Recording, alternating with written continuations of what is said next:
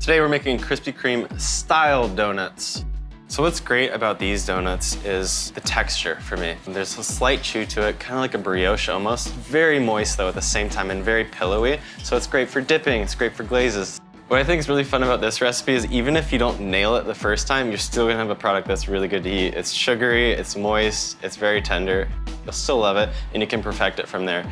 For this recipe, the equipment you need is a basic stand mixer, ring mold to cut the donuts, and then a fryer setup and a thermometer.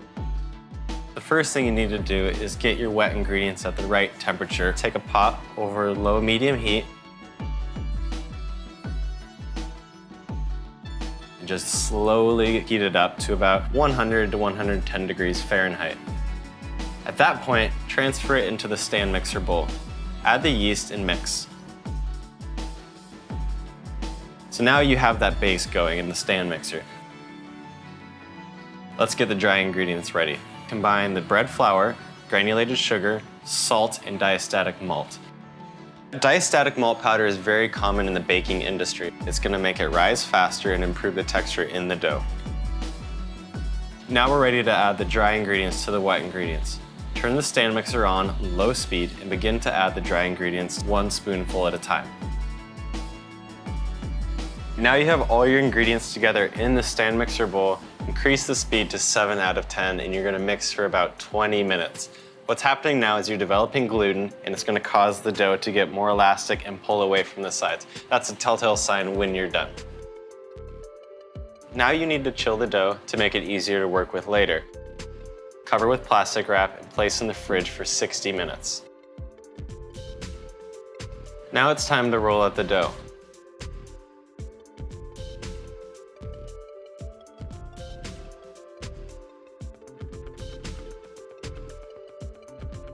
Lightly flour the top of the dough and begin to roll it out a 1/2 inch thick.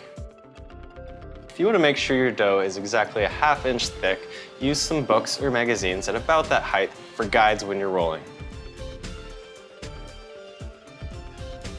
At this point, the dough is ready to be punched out into whatever shaped donuts you prefer.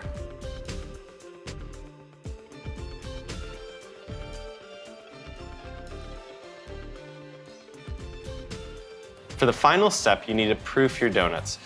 On parchment paper or wax paper, lightly grease and transfer your donuts to them to proof, covered. Just before I wrap them, I like to spray the top of the donuts. That way, if they start rising and they run into the plastic wrap, they don't stick to it.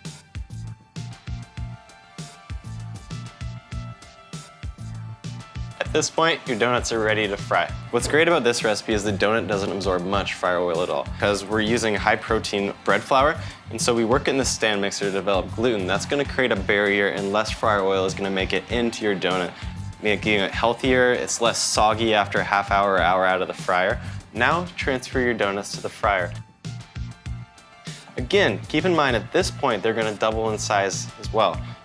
You want to make sure that there's enough room for them all to float at the surface without overlapping each other.